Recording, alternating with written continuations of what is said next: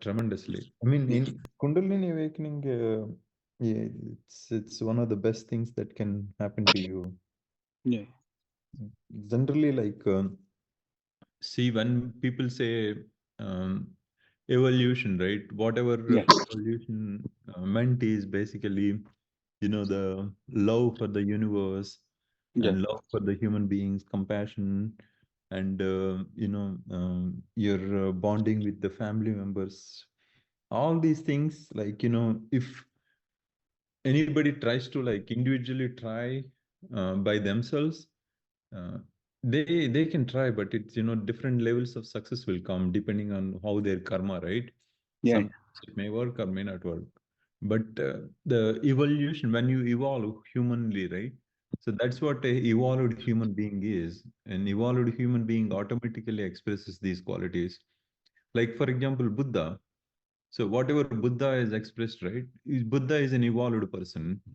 So whatever Buddha expressed in his lifetime, those things will come to you naturally when you are on the path of evolution. So that's what Yeah. Yeah. Kundalini does to you. Um, it's I mean, intellectual understanding is important at the beginning, and also, like, day-to-day life, we carry the whatever understood in day-to-day life also karma yoga. Yeah. It Yeah. has to be done at the intellect level only, because karma yoga is at the intellect level.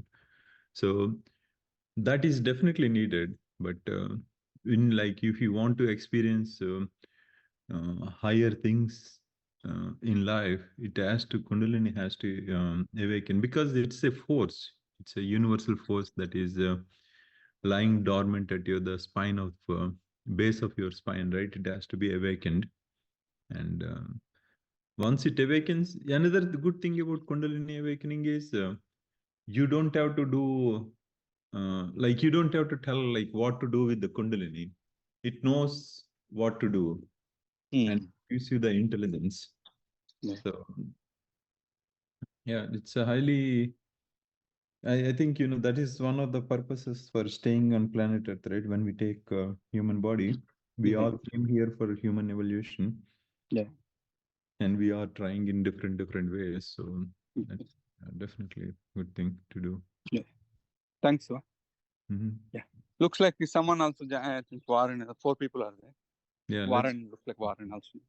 So today we will refresh our Kundalini fundamentals. It's been a while we went through Kundalini fundamentals, so let's go over them.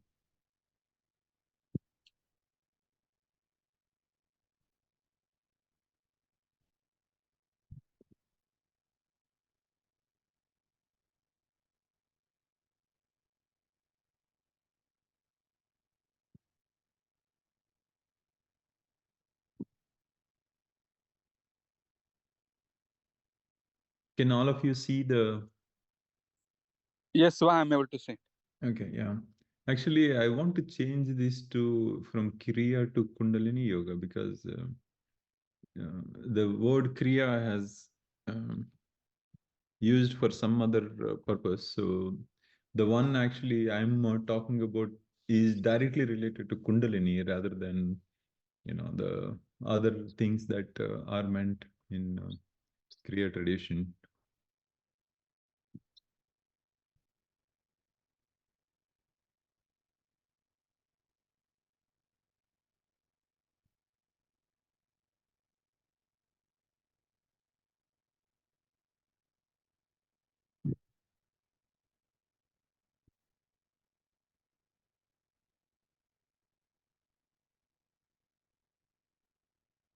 Yeah.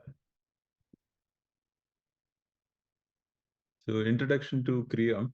So this is the technique that is given to Krishna given by Krishna to ancient yogis at the beginning of the creation. So you can just imagine, like, why this technique is given at the beginning of the creation is the purpose of creation is for the evolution, right? So in other words, Maya puts everybody into delusion, and the spiritual techniques removes the delusion and makes people to evolve. That is how the creation is done. We can say it's a Leela, or or game, but whether we like it or not, we are kept in delusion intentionally by the universe itself. So that's why we need a technique in order to evolve and achieve Nirvikalpa Samadhi. And it's the fastest way to God realization.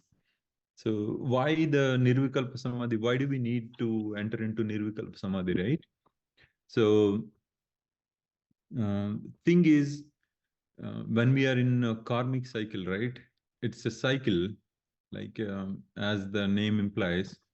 So you do things and you get results. Again, you do things and you get results. So no matter what you do, right? Every action will have reaction. That's the very nature of the action. So, and there is no way anybody can escape from these natural laws of karma. Actions have consequence, and you will have to go through the consequences. So, if that is the case, then there is no end to this misery of this world, right? So, if every action is going to have consequence, then where is the end to it? This is the question ancient rishis have asked. If are we are we doomed? Are we like, forever in the bondage of karma? Are we ever able to get out of this mess? What is the salvation from this karma? So they found out that the only way out of karma is not to transcend karma.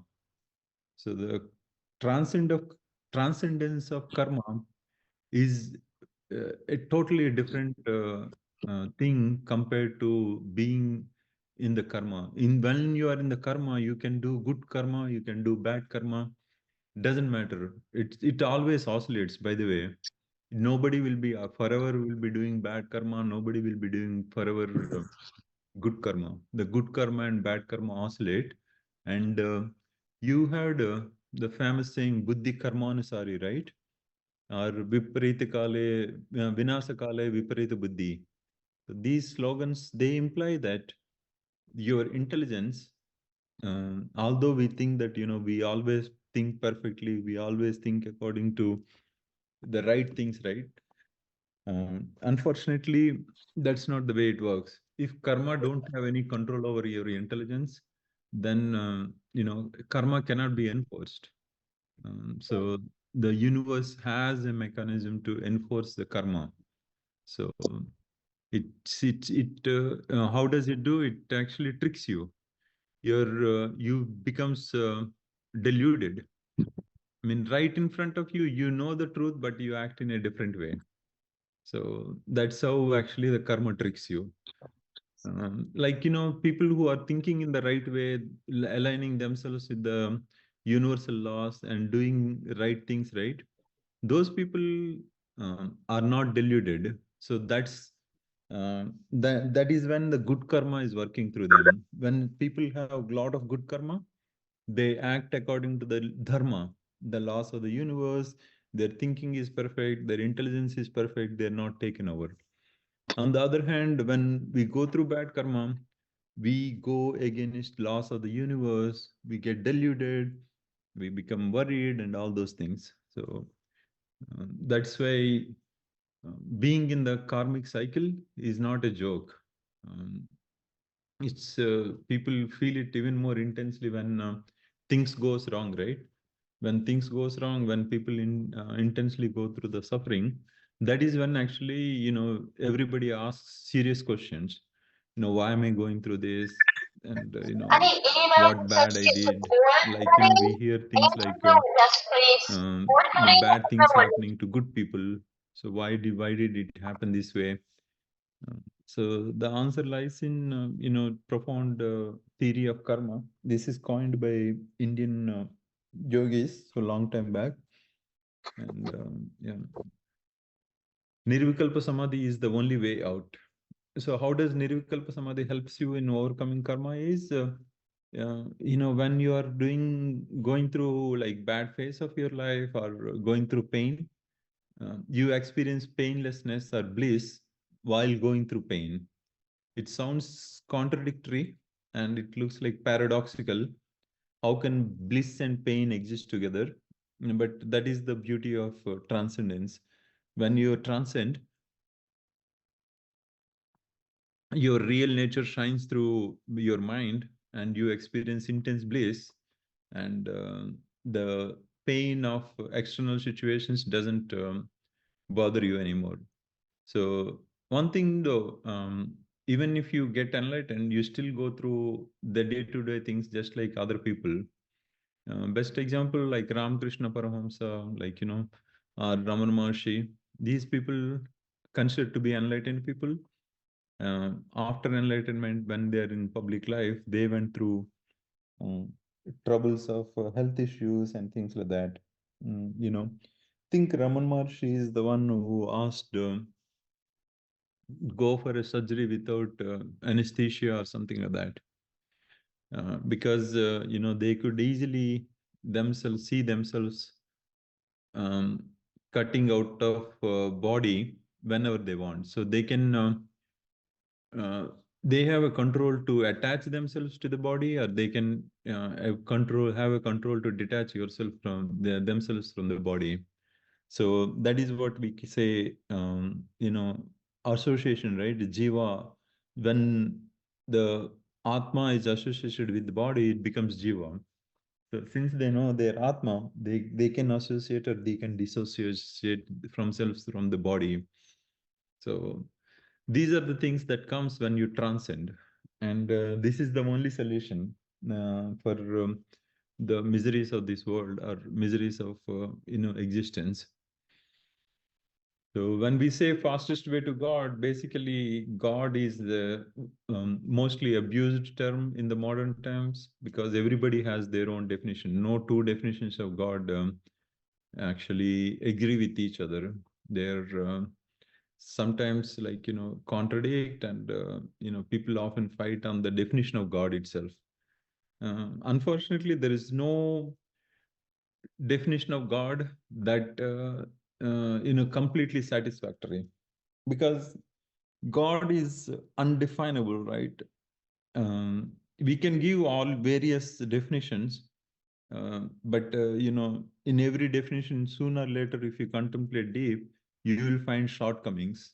You'll notice that the definition you came up with is not adequate enough to describe God.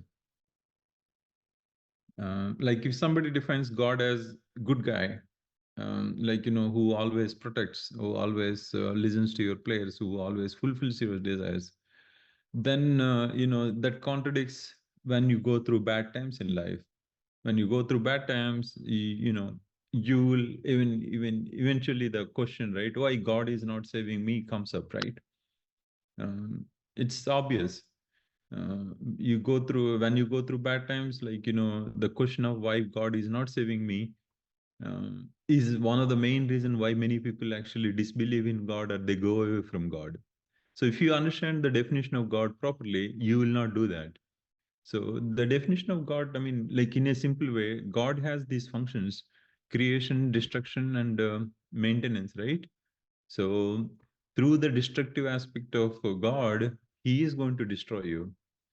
Um, but that is the definition of God. God definition is not he is only a good guy. He never said that. He is a mixture of all three gunas: rajas, sattva, and tamo gunas.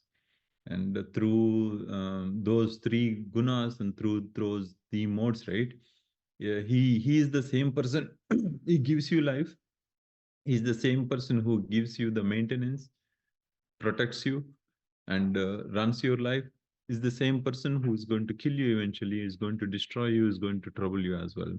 So when you take that definition of God, there won't be any much complications. When you take that definition of God and transcendence, transcendental dimension of the God, right?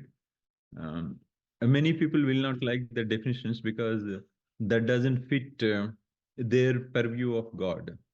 They only want to see God as a good guy, only person who for whom you can go and pray, and God is going to give boons. Uh, so this is probably the 99% people's definition of God.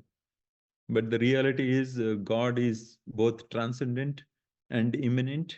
And within immanent, he has multiple modes of operation. So in some modes, he is a good friend of you, helps you. In some modes, he is the worstest enemy for you and he destroys. So that's why,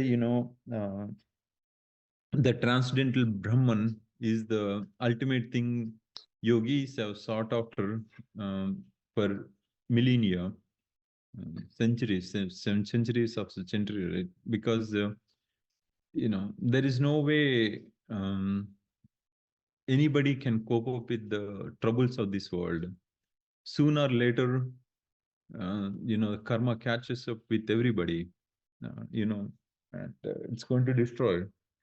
And most of the people, they get broken when the troubles comes. Not that spiritual people don't get broken when the troubles comes. The trouble is big enough than your ability to face the trouble. It's going to break everybody. But if somebody has the ability to enter into nirvikalpa samadhi at will, then they're free right there. So then you can ask why everybody is not going into nirvikalpa samadhi. So answer is entering into nirvikalpa samadhi is only for highly evolved beings. So you are Brahman, but paradoxically you cannot experience yourself. Uh, but just because you are not able to experience yourself doesn't mean that you are not Brahman. So that is the paradoxy of that statement, Aham Brahmasmi, right? You are Brahman, but you won't experience yourself. That doesn't mean that you are not Brahman. It also doesn't mean that you should not act other people are not Brahman. In fact, if you act other people are not Brahman, you will incur sins and you will create problems for yourself and others. It's a strange way the world is created. But that's the way things are. And so it's very important to get motivated about raising Kundalini and go to Nirvikalpa Samadhi and end the troubles, end these troubles, so that you become free from the identifications, false identifications, and you will achieve the Brahman consciousness. So Yeah, Siva, what did you say that why people not achieve Nirvikalpa? Is it because of karma? Nirvikalpa Samadhi is basically it's an evolution process, right? So evolution, there is no single one method for evolving. So there are multiple methods. But no matter what you do, right, you always have to deal with karma. Yeah. It doesn't matter whether as simple as like eating a chocolate or as complicated as raising Kundalini. In all the aspect, karma will intervene. So if that one thing is not there, then everybody's life would have been a lot easier. But having said that, the karma itself is not straightforward concept. Karma is a Yes. very complicated concept, actually. In fact, it's almost impossible to understand how actually karma operates. So, for example, if somebody has uh, like on a given day, he may be having experiencing a bad karma. On the next day, he may experience very good karma. So, for example, like due to bad karma on a given day, you might lose $10,000 in a stock market on a given day, and the next you might gain like $20,000 in the next day. So Yeah, that fluctuates. yeah, exactly. So can you say that this guy has a bad karma or good karma? You won't say that. Like, it's complicated. You have both good karma as well as bad karma, and it always oscillates. So now, even for awakening process, also same thing is true. So, you won't do the, like, for example, Kundalini awakening itself, right? Is a very mysterious thing, a very complicated thing. Even though it looks like it's simple, a technique is simple, oh, anybody can do it. When you do it, you'll know. One day you do it really, really good, perfect, and the other day karma intervenes. Either you screw it up or the effectiveness will get reduced. one of them happens. So that's how. Yeah, I do see that. Yeah. Up and downs in the progress is there. Correct. Absolutely. If somebody says, I'm always progressing, that actually goes against the very nature of the universe. There is Mm. nothing wrong with you or me or anyone else. Mm. Everybody is under the same laws. So the karma is cyclical, and the very good days are going to go away, and very bad days are also going to go away. We experience both of them. Mm. That's where. Yeah, that's why Prahlad says in the Bhagavatam, Mhm. we get without effort we get bad karma. Similarly, even then, even that we also similarly we get good karma. What he says. Exactly. Both are given for us free. Yeah, Uh, the good karma, also takes us into, the higher states of things in life, as well as yeah. the bad karma also takes you. Mm. So, I mean, I think the motivation, I mean, we always do our best. That's the thing you can do. That's the thing the scriptures also prescribe. Yes, we should do our best always. Yes, correct. Always. And that's what Krishna recommended in Bhagavad Gita also. The results of your actions are not in your hands. That's one of the fundamental principles of karma yoga, right? You only can act, but the results of your action are not in your hands. They come according to the you know fruits of the action comes according to the karma. um, so that doesn't mean, he also says one more thing very clearly. It doesn't mean that you give up your actions and drop, like Arjuna tried to do, right? I want to become a monk, I want to drop everything. In fact, I also went through that phase at some point in my life. I don't want to do anything. Sooner or later, if you go through such vairagya, life will teach you beating stick, that this is not what you should do. And in fact, Krishna tell to Arjuna also same thing. You will be compelled to act. The nature forces everybody to act. Those are like built-in mechanisms for the nature. Nobody can remain idle, or nobody can remain without doing any action, not even for a second. Even gods, Saguna Brahman, constantly under action. He is the one who is running the show. He probably is the one who is doing the most of the work, because entire macrocosm is his body, and he is doing a perfect job, like constantly running it. So nobody can escape from action. Nobody can escape from their duties. And the more we align with this truth, and more we accept it and align ourselves with that, better is our life. And universe also helps you when you accept this truth and works accordingly. So that's let's come back to the Kriya fundamentals. So it same thing happens with Kundalini awakening also. So that's why we are discussing about why this karma thing in this, right? So Kundalini awakening is probably, you might have heard a lot of scary stories. People, their Kundalini awakened, and they become bad things have happened to them. So why did such a thing happen? Because it's not a chaotic thing, or it's not a random thing. Um, it's something universe is you are expected to evolve. So that is part of the universal laws, right? So if you are not evolving, if you are not taking care of what you are supposed to do, there are inherent forces within the universe that will trigger.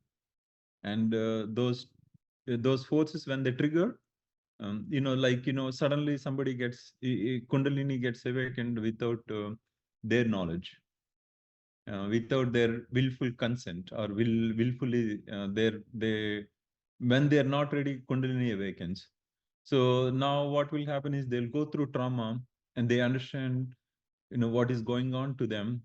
It will take some time, and the trauma will pass away, and they will come to a state where they will be able to awaken Kundalini without the trauma.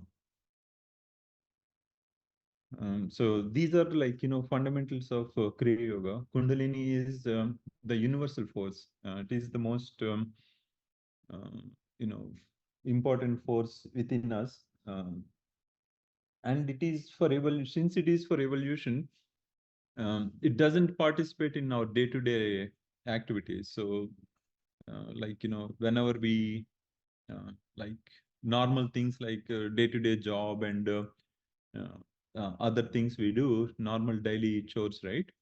Kundalini is not involved in it. Those are acted out purely by your own energy.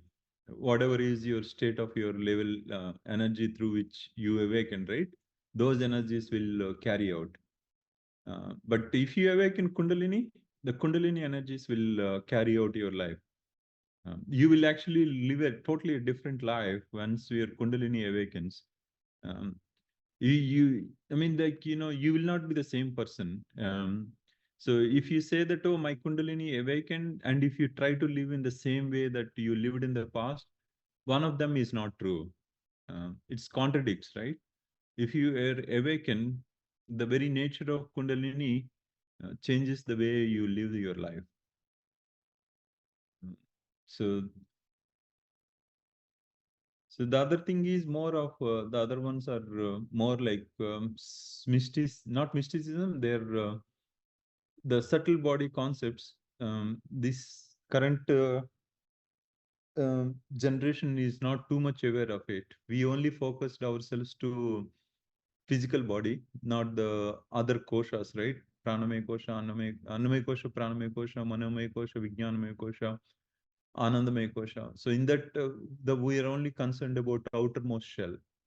So but the yogis have gone all the way to Anandamaya Kosha, and they go into the every sheet, right, every kosha, they found anatomy of that kosha. Just like physical body anatomy, if scientists know, anatomy of subtle body they know, anatomy of pranic body they know, anatomy of manomaya kosha they know the anatomy of vijnanamaya kosha, and they are clearly documented. You know how your manomaya kosha works. They have Sanskrit words like chitta, uh, and for memory, and there is they know, like, how chitta operates, um, like, how vijnanamaya kosha operates, um, because they have gone, uh, they worked at a metaphysical level, they understood. I mean, unfortunately, since our uh, thinking currently is so much into Anandamaya Kosha, sorry, Annamaya Kosha, we are experiencing a lot of pain because of that. Because, like, lot of diseases science is not able to cure these days. We are proud of so many things, like, oh, we can do this surgery, we can do replace these internal organs. Those are all great. But see how much people have to suffer due to health reasons, right? Common cold. I mean, I've seen people, there is no cure for simple things like common cold. It takes months for common cold to cure. So that is because the the Annamaya Kosha is very gross level. So at that level, if you want to bring changes, right, it's very hard to bring changes at that level. But if you work at a different level, at chakras level, pranamaya kosha, I mean, somebody who knows the pranamaya kosha very well, anatomy of pranamaya kosha, and who has a control over the prana, if they want to cure their cold, they can just like that cure. Because just by deploying some mudras and doing some pranayama techniques, right? They can easily cure cold. Um, I mean, science calls these things as superstition. Superstition only from the point of view that you confine yourself to Annamaya Kosha. If you think yourself as Annamaya Kosha, other things looks like superstition. But if you go beyond and you see from Anandamaya Kosha, right? These things looks like Annamaya Kosha looks like a very low level thing. So it depends on like where your where you are in overall spectrum, right? You look and perceive things in a different way. So the chakras are there. Quite a few chakras are there. I think like 114 chakras are there according to Sadhguru. Out of these 114, six of them are out of your body. So effectively, there are only 108. And I'm just quoting from Sadhguru's thing. He says, out of these 108 chakras, if you have 30 of them are awakened, or maybe less than 30, maybe around 25 or 26 are awakened, you can run a smooth life. Meaning, you will be able to have a good, able to enjoy a good life, good health, you'll have good income, and you will be able to have good friends and enjoy your life and peacefully pass away too. So, in other words, all you need to awaken is 20% of your energy. You're good for this world. But imagine if somebody is awaken the remaining 70%, even if you have awaken 30% of your energy, right? You will be a different person. I think there are like DNA levels, right? Within DNA, there are 6 DNA layers or 7 DNA layers. I forgot exact number. We only have 2 levels of DNA active in our body. But yogis actually have 3, 4 already awakened.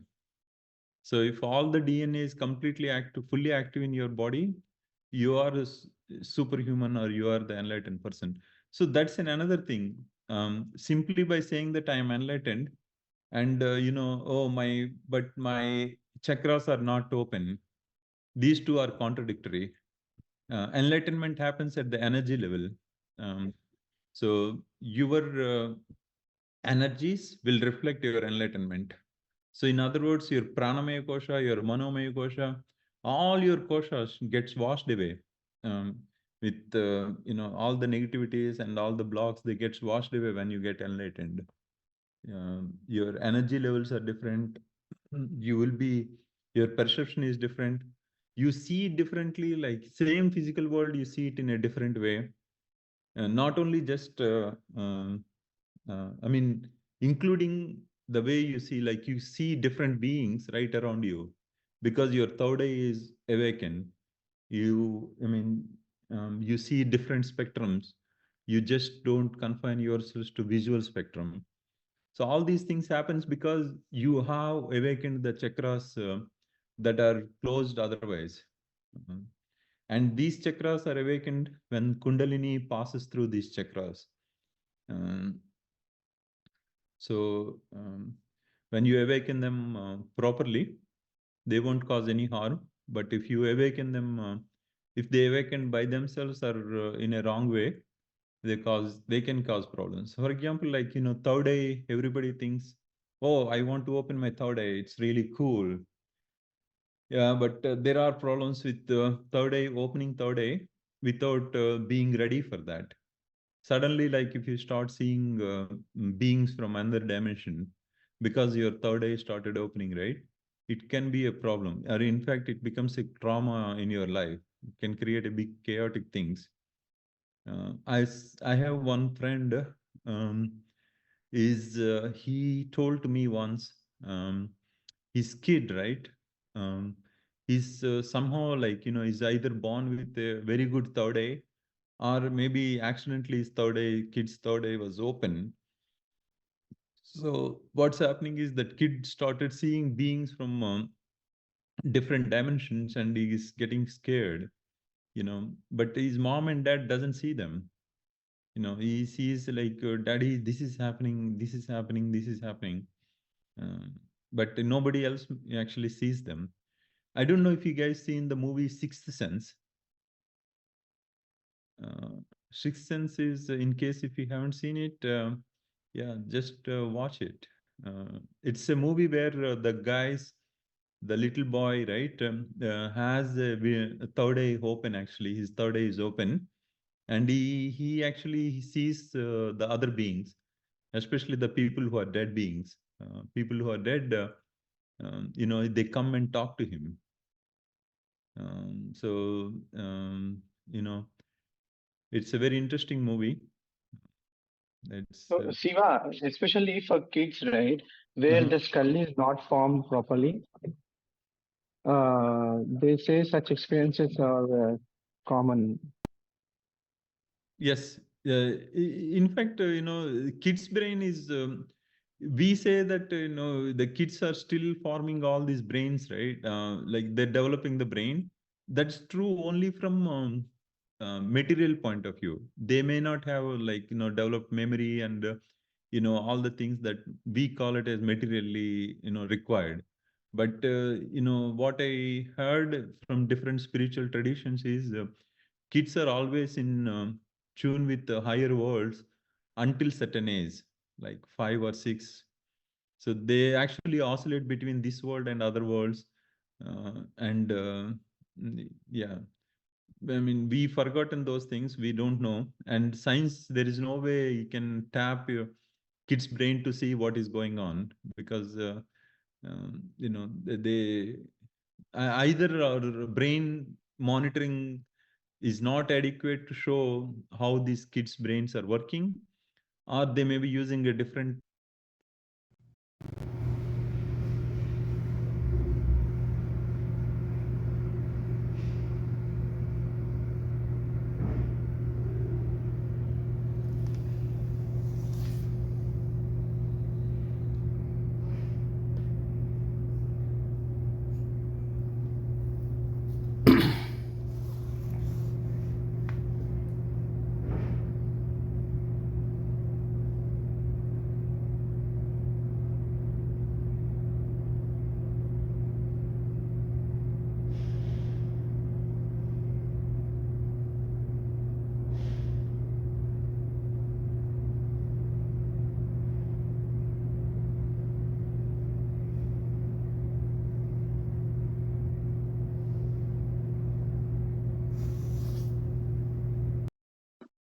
Happened with my kid when she Uh, was around less than 1 year, when the skull was not completely formed. oh, I see. So, for 2 3 days, she could not sleep properly because she was seeing someone just with eyes, Yeah, eyes open, right? Yeah. Mm-hmm. and she was afraid to close her eyes because she sees eyes staring at her. Mm-hmm. Mm-hmm. So, 2 days she experienced that. Mm-hmm. Uh, and then after that, she did not have that experience. Yeah. And these are pretty common with kids. And it becomes very common if you open third eye also. So third eye, when if it is open, you start seeing like you can penetrate time axis also sometimes. Um, and so that's another thing, right? So we only have 3 dimensions active. First 3 dimensions: length, breadth, and depth. And the deities have access to the time dimension, time and space dimension. So if anybody can crack the time dimension in the current world, then they will be able to like do miracles in their life. Mm. Yeah, those things comes with these chakras. So as you start opening more and more chakras, like Sadhguru, Sukumar, did you read Sadhguru's book Mystic Eye? So if you haven't read it, read that. That book is, Okay. yeah, it's very similar to like what you just talked about your kid, right? And the Yeah. thing I told you about the Sixth Sense movie. Um, Okay. so Sadhguru says those things he goes through them all the time. Okay. Like, all the time he different. He sees the world in a totally different way. Like Okay. so, I mean, these things are actually not only Sadhguru has it. It's everybody has them. These 108 chakras are there in everybody's body. So just like everybody has eyes and organs, right? Everybody has these chakras. It's just unfortunately we didn't focus enough attention on these chakras, and the science of awakening these chakras properly is also lost. Because of that, we actually lost this higher way of living our life. Mm. But it doesn't mean that these chakras are closed forever. In fact, higher yugas are one of the main characteristics of higher yugas. Is the same body actually. Everybody in higher yuga also same body will be there, but the chakras are at a different level.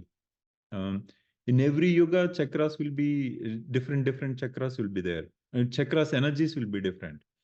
They're awakened to different degrees, and that's why a yuga is characterized by your chakras basically.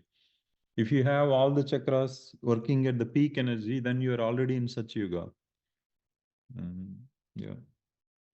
And if nature wants to um, give somebody special abilities, right? All it does is it's going to give them these chakras at a different energy level. For example, Arjuna, right? Arjuna has a tremendous Manipuraka chakra. He has such way. That is the reason he is such a uh, he's such an expert in archery. And Elon Musk says his Swadhisthana chakra is very, very, very strong. The Swadhisthana chakra is creativity, right? He doesn't use the word Swadhisthana, but the way he uses his words and he expresses his energies is, I mean, that is what I figured out. Probably this guy is born with a very strong Swadhisthana chakra. And one thing that anybody can see is athletes, right? Athletes are born with very strong root chakra. So anybody who has a very strong root chakra, their physical abilities are extraordinary high. And Anahata chakra will be like very strong in people who are like Mother Teresa kind of people who expresses compassion and love to the world. And throat chakra will be very strong for people who are singers, like Gandharvas, right? Gandharvas, very strong Vishuddhi chakra. In fact, people who are great singers in the movie world, the entertainment world, people say they came from. In fact, the book, right? I don't know if you read this book, Vimalananda Agora series. In that, he says most of these singers they come from Gandharva Loka. So these Gandharva Loka beings they come here and they become great singers and they accomplish their mission and they go.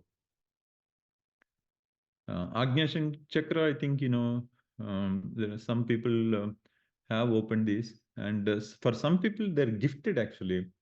Their Agnya Chakra is they like the moment they put their attention in Agnya Chakra, it's open and it's ready to work. A lot of people that is not the case, but the remaining 108 chakras we don't know actually. The forget about other six chakras. Sadhguru says once that once Parvati actually was this 114 number came from Shiva. So so Shiva said there are 108 chakras in our human body. Then Parvati was not convinced, and she says there may be more, and she goes on doing her own tapas to find out. And after doing intense sadhana and tapas, she comes back to Shiva and says, he is right. We only have 100. I think she was saying that there are 109, but it's 108. That's chakras. I wish I can give you more information on these chakras. These chakras are like, humongous things. These Tibetan monks, right? Monasteries, where they're like highly developed monks are there, and they activate certain chakras, and when you activate them, you notice all of them have like supernatural abilities, right? Superhuman being. Um, yeah, those things are natural when you awaken those other chakras. Moving on to the next component, Om, right? Um, so Om itself is a lot of secrets are there in Om, depending on how you pronounce it. You know, first thing is nobody can pronounce Om. Um, read the book Agora. Vimalananda says anybody who can pronounce Om correctly, they're enlightened already. Because the vocal cords, right? Our vocal cords are not um, ready to say like pranava, Om. Because I mean, the Vishuddhi chakra has to be developed to certain extent for one to say Om correctly. So if you want to develop Vishuddhi chakra, right, focus on that sound, towards Om, right? If you focus on sound, your Vishuddhi chakra develops. And when your Vishuddhi chakra develops, you will be able to do like, this Om pronunciation much better way. Uh, but wherever you are, right, we always do our best to um, chant Om properly. Um, so Om is very mystical sound, and no human can hear it. No human can say it properly. Other thing is, Om can be heard. It's a universal buzz. It's always there. Without Om, there is no creation. In fact, the entire universe is Om. Saguna Brahman is Om.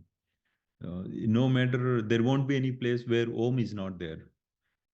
No matter like you go to another university, another galaxy, or another planet, one thing for sure is Om will be there in that place. Um, so you can hear the Om in your right eye, right ear. If you are in like meditative mood, keep your attention in third eye and close your right ear, then you will be able to hear the Om. It's not exactly So, like. Hmm? so Shiva, on this aspect, right? Like how a sound can create universe, or a sound can, for example, in olden days, we see these Mahabharata Ramayana where he utters some mantra and then he will get a celestial weapon. So recently, scientists have also kind of did a study like the vibrations of sound can also create objects. Uh, there are some papers on that also when I Google it. Yes. So actually, somebody they posted a video. So the vibration, right, is both visual as well as audio. So in other words, somebody chants Lakshmi mantra, for example, and that Lakshmi mantra, right, can create the image of Lakshmi. In fact, that mantra itself is like form as well as the sound. It's both actually. Um, so at the level of vibration, it's just a movement of molecules, right? Those molecules, the mantras, when they're uttered properly, those vibrations, the mantra movement, right, creates the form, that particular form. And it was I forgot actually. I don't have that YouTube links now with me, but somebody actually chanted those mantras and they have taken pictures. Those mantras actually have a visual component of it. That's why, like, the Shukumar, the one you mentioned, right? This when somebody says Brahmastra is not actually a weapon. Brahmastra is a mantra actually, and anything can be converted into Brahmastra just by chanting a mantra. Like somebody can take a piece of grass and they can convert that piece of grass into Brahmastra by saying that mantra.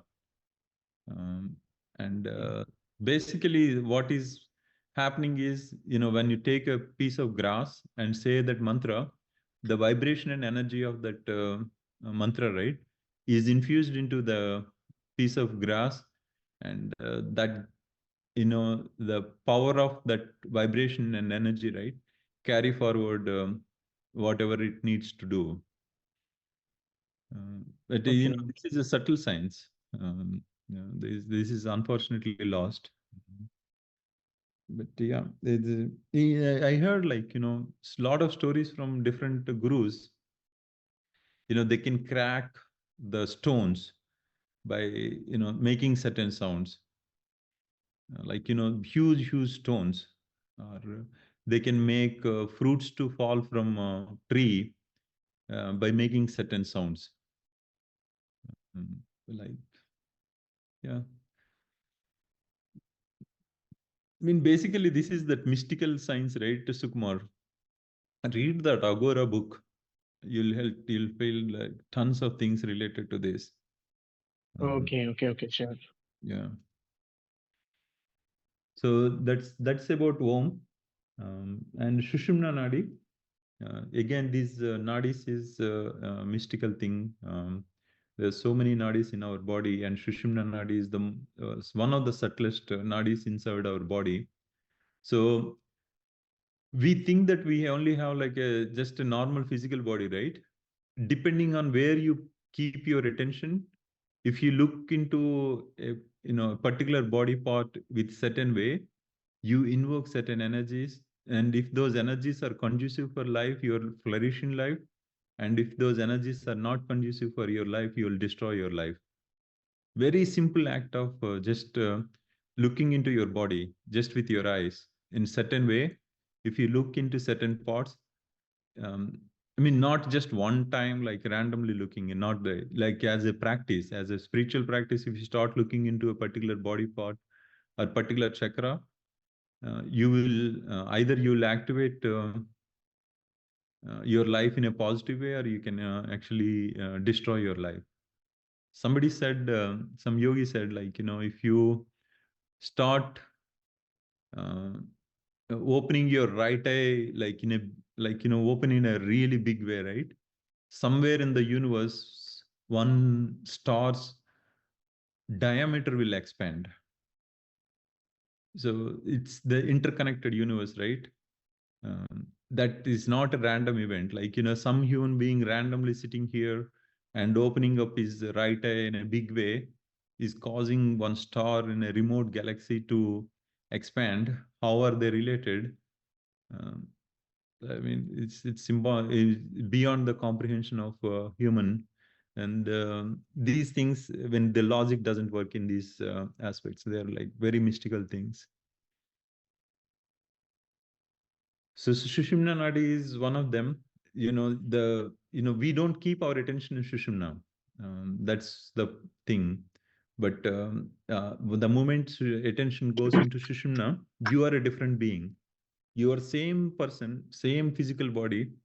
Um, so just by bringing your attention into Sushumna, you become a different person. You are basically a collection of frequencies. So, it's like a radio station, right? Which radio station you want to tune in is up to you. But how do you tune in? Where is that tuning process? How do you do it? This is the mysticism and mystical things, right? So Sushumna Nadi is one of them. So the Hiranyagarbha gods are there in the Sushumna Nadi. And if you want to access a particular realm of a particular god, all you need to do is enter into Sushumna and into a certain place in your Sushumna, right? You will be able to access that god's realm. They say that my Brahmanda and Pindanda are one and the same. It is exactly same. Um, I don't know if you guys read this book, Vasishta Yoga Vasishta. So in Yoga Vasishta, says Vasishta, right? He just looks into a nearby stone. He see a different universe getting created. In that universe, events are unfolding with the same physical eyes that you and me have it. And he sees like Ramayana happening in that particular universe, in that particular cycle. Uh, so that is our capability, and that is our potential. When we start activating these chakras and these nadis, right? That's what is going to happen. I think it's 10:30. Should we continue for some more time, or? So yeah, it's fine, Siva. I think we can we meet next week unless anyone wants to conclude. Yeah. Thank Okay. Yeah. Thank you, Yes, everyone. thank you, Shiva. Yeah. Thank you very much. Thank you very Thank- much. Namaste. Thank you. Namaste. Namaste.